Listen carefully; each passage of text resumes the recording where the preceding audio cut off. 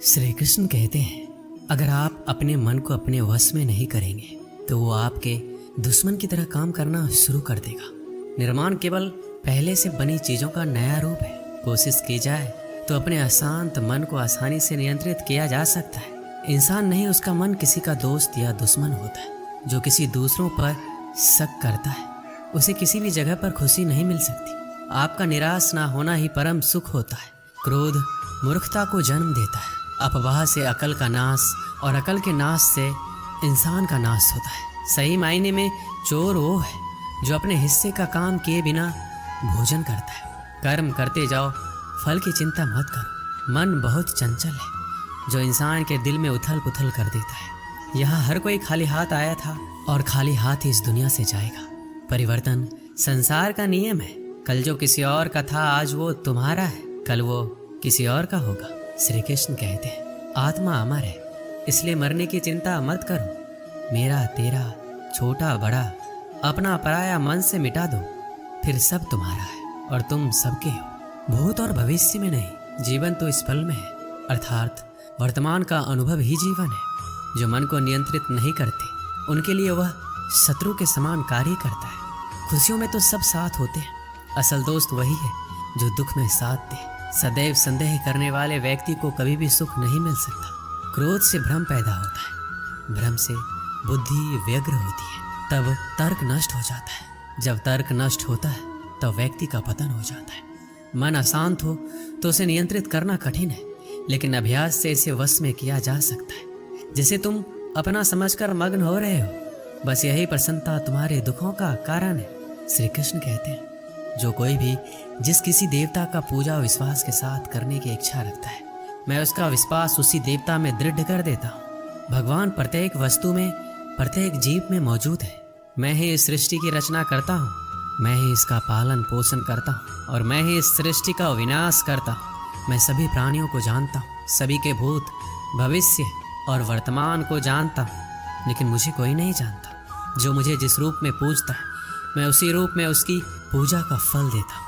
दुनिया में इंसान को हर चीज मिल जाती है, सिर्फ अपनी गलती ही नहीं मिलती। श्री कृष्ण कहते हैं, रास्ते कभी खत्म नहीं होते, बस लोग हिम्मत हार जाते हैं। तैरना सीखना है तो पानी में उतरना ही होगा। किनारे बैठकर कोई गोताखोर नहीं बनता। हीरे को परखना है तो अंधेरे का इंतजार करो। धूप में तो कांच के टुकड़े भी चमकने लगते हैं। जिंदगी में आप कितनी बार हारे ये कोई मायने नहीं रखता, क्योंकि आप जीतने के लिए पैदा हुए हैं। जिंदगी में कठिनाइयाँ आए तो उदास ना होना, क्योंकि कठिन रोल अच्छे अभिनेता को ही दिए जाते हैं। अगर अंधकार से लड़ने का संकल्प कोई कर लेता है तो एक अकेला जुगनू भी सब अंधकार हर लेता है। बारिश की बूंदें भले ही छोटी हो, लेकिन उनका लगातार बरसना बड़ी नदियों का बहाव बन जाता है। वैसे ही हमारे छोटे छोटे प्रयास भी जिंदगी में बड़ा परिवर्तन ला सकते हैं। पूरे संसार में ईश्वर ने सिर्फ मनुष्य को ही मुस्कुराने का गुण दिया है। इस गुण को खोइए मत। सफल लोग रास्ते बदलते हैं, इरादे नहीं, और असफल लोग अपने इरादे ही बदल लेते हैं। सभी जीवों में केवल इंसान ही पैसा कमाता है। और कितनी अजीब बात है ये, कोई जीव कभी भूखा नहीं मरता और इंसान का कभी पेट नहीं भरता। विश्वास रखो उस भगवान पे, कभी ज्यादा मांगो नहीं, कम वो कभी देगा नहीं। सारे सबक किताबों में नहीं मिलते, कुछ सबक जिंदगी भी सिखाती है।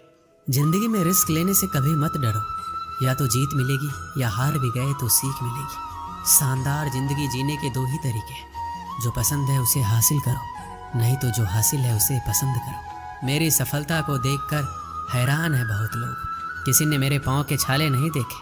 अगर सफलता चाहिए तो कभी वक्त और हालात पे रोना नहीं। मंजिल दूर ही सही पर घबराना मत, क्योंकि नदी कभी ये नहीं पूछती कि समंदर अभी कितना दूर है।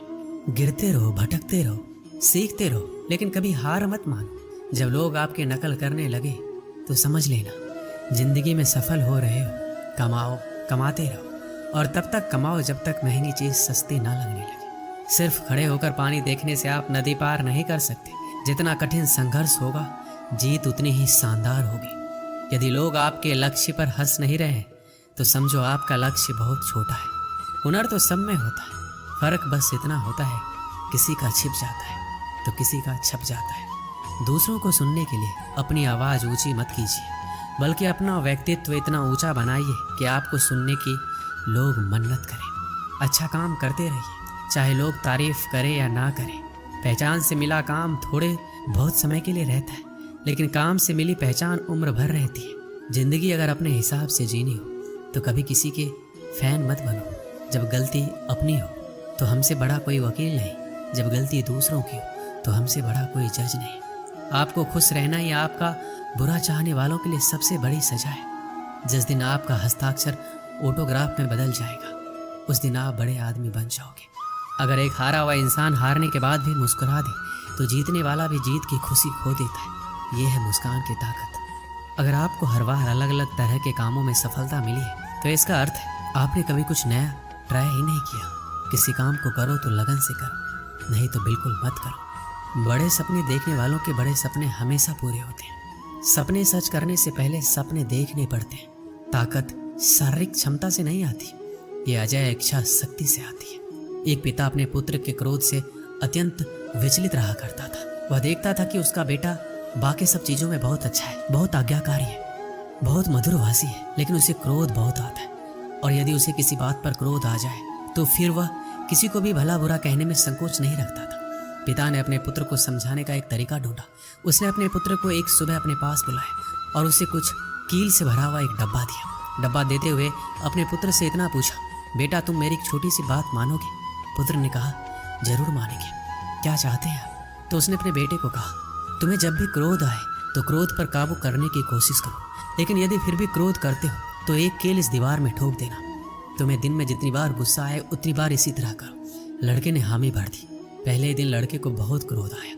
उसने दीवार में एक ही दिन में लगभग 20 के आसपास कील ठोक दी, लेकिन आगे आने वाले दिनों में दीवार पर लगने वाली कील की संख्या घटने लगी। एक दिन ऐसा भी आ गया जब उस दीवार में एक भी कील ठोकने की जरूरत नहीं पड़ी, क्योंकि लड़के ने समझ लिया था कि कील ठोकने से आसान है क्रोध को रोक लेना। जब यह स्थिति 2-4 दिन बनी रही तो उसने अपने पिता से जाकर इस बात को कहा। अब उसे दीवार में कील ठोकने की जरूरत नहीं पड़ती है। पिता ने उसे शाबाशी दी और कहा, अब जब तुम्हें कोई कुछ कहता है और तुम्हें लगता हो कि तुमने उस खराब लगने वाली बात पर भी क्रोध करने से रोक लिया है स्वयं को, तो ऐसे हर प्रयास के लिए दीवार से एक कील निकाल लो। लड़के ने ऐसा ही किया। दिन बीतते गए। एक दिन ऐसा भी आ गया, बेटे ने दीवार से सारी कीलें हटा दी। फिर पिता को जाकर सारी बातें कही। पिता दीवार के पास आए और अपने बेटे को समझाते हुए कहा, बेटे, शब्दों के पास एक अपनी शक्ति होती है और वो शक्ति ये है कि ये वापस नहीं लिए जा सकते। किसी को भला बुरा कहने के बाद तुम उससे लाख माफ़ी मांग लो, लेकिन इन दीवारों में बनी सुराख की तरह घाव फिर भी बना रहता है। इसलिए किसी को भी क्रोध में कुछ बुरा कहने से बचो। बेटा अपने पिता की दी हुई सीख से गदगद हो गया। उसने आगे से अपने क्रोध और वचन पर नियंत्रित करने की प्रतिज्ञा ले ली। हमें उत्तेजना के क्षणों में किसी को भी अपशब्द तथा अप्रिय नहीं कहना चाहिए। इससे बनने वाला घाव 1000 माफ़ी मांगने से भी नहीं भरता है। दोस्तों, सीखने की प्रक्रिया कभी खत्म नहीं होती। आदमी जीवन पर्यंत सीखता रहता है, कुछ अपने अनुभवों से, कुछ दूसरों को देखकर तथा किताबों को पढ़कर। मुझे पूरा विश्वास है इस कहानियों के माध्यम से आप जरूर कुछ सीखे होंगे। मिलते हैं अगले वीडियो में। अपना ख्याल रखिएगा। जय श्री कृष्ण। जय श्री राधे राधे। दोस्तों, आज के अध्याय को हम यहीं पे समाप्त करते हैं। महादेव के चरणों में विनती है कि आपके घरों में सुख और शांति का वास हमेशा बनाए रखे। जय श्री राधे राधे। जय महादेव।